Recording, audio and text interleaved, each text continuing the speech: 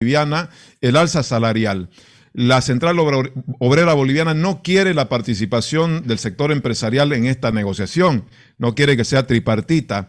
Los empresarios pidieron hace 10 días a 15 estar por lo menos o tener una audiencia con el presidente Arce para hacer escuchar su punto de vista sobre el incremento salarial. La COT pide un 7%. Y bueno, vamos a hablar de este tema que siempre es importante, como también de la posibilidad de que se pague el doble aguinaldo, que ayer lo mencionó el ministro de Economía. Y luego, por supuesto, cómo está la economía, se está recuperando o no, cuál es la perspectiva. Para ello estamos con un economista conocido, reconocido, columnista de diarios, el diario El Deber. Gary Rodríguez está con nosotros. Gary, gracias por esta entrevista.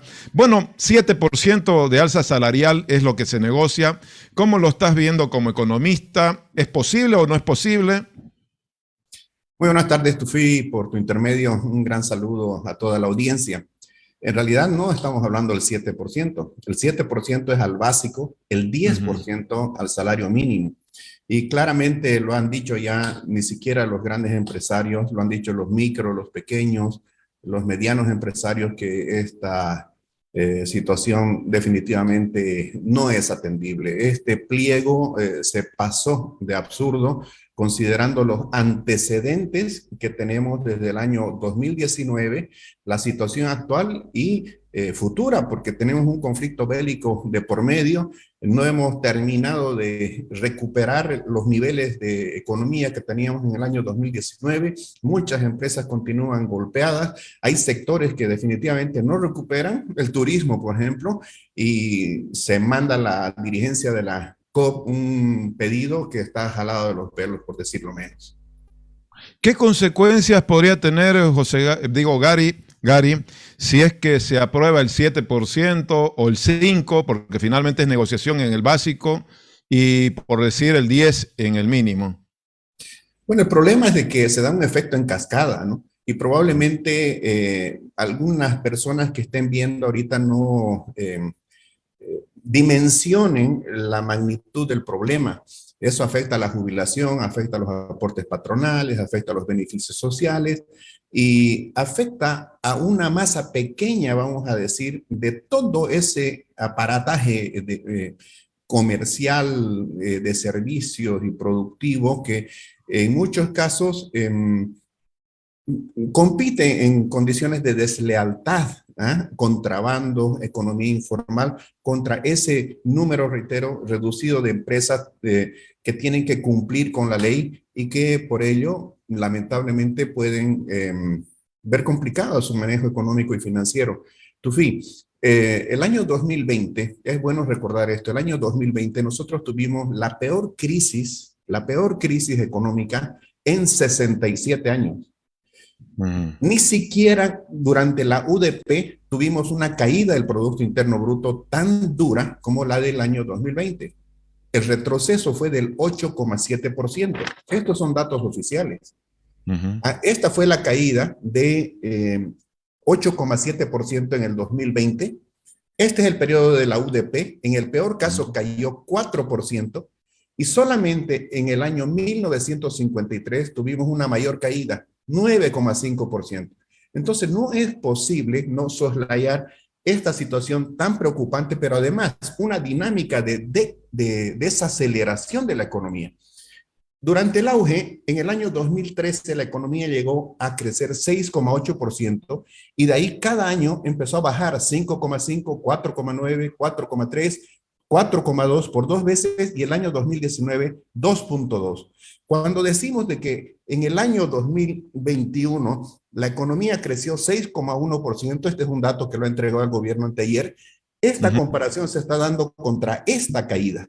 En el año 2021 no hemos alcanzado a reponer la caída.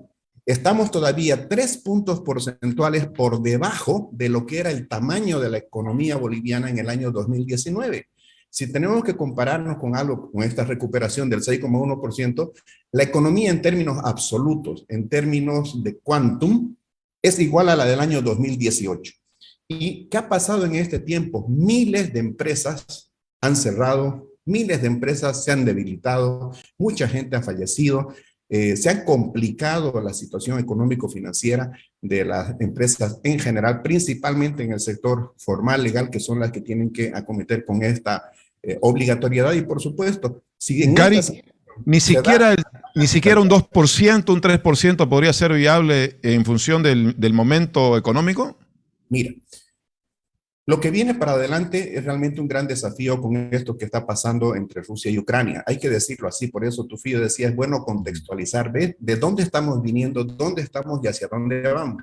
Pero bien que tocas el número del 2%. En la gestión 2020, la inflación fue 0,67%, digamos que 0,7%. El año pasado la inflación fue de 0,9%. Si sumas las dos inflaciones da 1,6%. ¿Sabes cuánto fue el incremento salarial el año pasado? 2%. Quiere decir que no solamente recuperaron su poder de compra del 2020, sino que anticipamos el pago de esa caída por inflación de 0,9 y nos resta todavía 0,4% de beneficio para los trabajadores. Es que aquí tenemos que hacer justicia, Tufí. El gobierno no solamente debe escuchar a la clase obrera. El convenio 131 de la Organización Internacional del Trabajo, la OIT, que depende de Naciones Unidas, convenio del cual nosotros somos suscriptores, dice que para tocar en materia salarial, no solo tiene que estar el que decide, el gobierno, y el que se beneficia, el trabajador, sino el que le da impuestos al Estado y el que le da trabajo, el que le da empleo a este obrero, el empresario. Y ese actor no está en este momento haciendo escuchar su situación y por supuesto entonces eso puede complicar la situación para el conjunto empresariado que en su gran mayoría son micro, pequeñas y medianas empresas. Bueno, ayer el ministro de Economía habló de una buena posibilidad de que se pague doble aguinaldo. ¿Sería imposible hacerlo, suponiendo que, bueno, el año pasado dice que se creció al 6,11 y haciendo el periodo que se toma en cuenta de junio a junio podría pasar el 4% de crecimiento aparentemente? ¿Qué pasaría si hay el pago del doble aguinaldo, Gary? Bueno, la verdad es que sería golpe tras golpe. Nunca hemos estado de acuerdo con el segundo aguinaldo, por varias razones, principalmente porque ya existe un aguinaldo obligatorio al año.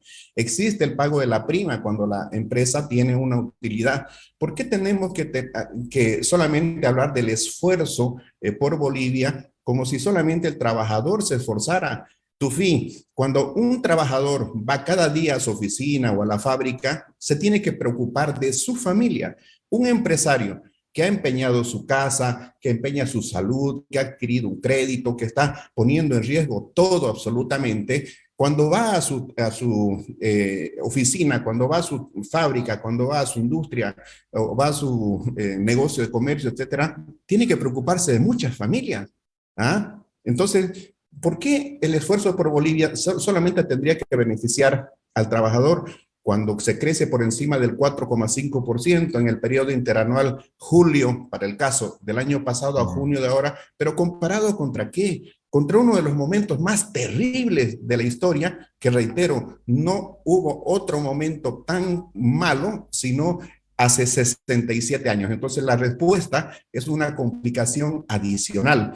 No podemos, si el empresariado está diciendo que no puede pagar un incremento y está pidiendo que se congele los salarios, ¿cómo podríamos pensar en un segundo aguinaldo? Voy a terminar con esto, Tufí. El segundo aguinaldo no solamente afectaría a las empresas. ¿Y cuántas amas de casa nos estarían viendo en este momento? ¿O cuántos jefes de hogar que son liberales, que no reciben sueldo, que trabajan en el día a día? Si hay un segundo aguinaldo, entre el 1 de diciembre de este año y el 1 de enero del próximo año, se tiene que pagar sueldo de noviembre, primer aguinaldo, segundo aguinaldo, el sueldo de diciembre y la provisión de un sueldo para efectos de liquidación. 5 sueldos en 33 días. Eso es, ¿cuántas trabajadoras del hogar se van a alegrar hoy día por tener esa fugaz recompensa adicional y cuántas el día de mañana o cuántos obreros podrían estar tristes porque pierdan sus empleos?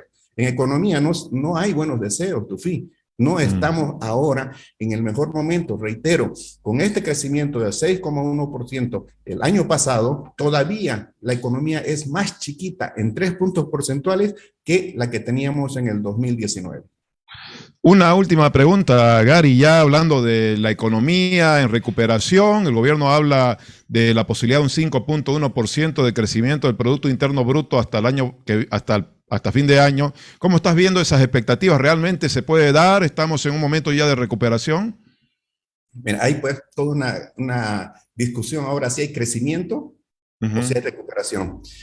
Con el presidente de la institución, con el ingeniero Demetrio Soruco Geni, que hicimos un trato, cuando él se posicionó el año pasado, dijo, para nosotros el vaso no está ni medio vacío ni medio lleno. Si el agua está hasta la mitad, está hasta la mitad. Depende de lo que hagamos para que se llene o para que se baje. Y la situación actual es la siguiente, Tufi. Si crecemos 5,1% este año, vamos a estar recién 2 puntos porcentuales por encima de lo que era el tamaño de la economía del 2019. Pero durante todo ese tiempo, ¿cuánta gente ha aumentado en el país? ¿Cuántos jóvenes han entrado al mercado laboral? ¿Y cuántos tenemos hoy día desempleados, subempleados o desocupados? Entonces, ¿se puede crecer al 5,1%? Yo digo, se puede, pero ¿a costa de qué? De más endeudamiento. Si es que el gobierno va a ser el actor con la inversión o con el mayor gasto, vamos a tener que seguir endeudándonos. Nuestra propuesta como institución para crecer al 7% sin que le cueste nada al gobierno es que haya una política de promoción selectiva de exportaciones, una política de sustitución competitiva de importaciones, que se enfrente el contrabando, pero juntamente con la sociedad civil, y que se revalorice el producto nacional para recuperar el mercado interno. Con eso, Tufi, crecemos al 7% y de forma sostenida, sostenible y, ojo, en el sector formal, porque una parte importante de la economía crece, pero crece porque hay una economía informal, incluso una economía subterránea. Bueno, Gary, muchísimas gracias, muy claro. Vamos a seguir conversando en cualquier momento. Hasta la próxima. Claro que sí, te invito a venir a conocer mi acuario. Vamos a conocer lindo acuario. Me ha dado una tranquilidad más allá de la preocupación por la economía, por supuesto. Gracias, Gary. Estuvo con nosotros. Me doy la vuelta siempre que veo los números. Sí, después del cuadro ese de los peores momentos quedamos un poco impactados, pero bueno, vamos a tratar de ser más optimistas. Gracias, Gary Rodríguez. Es el gerente del Instituto Boliviano de Comercio Exterior y economista reconocido en Santa Cruz. Una pausa y ya volvemos.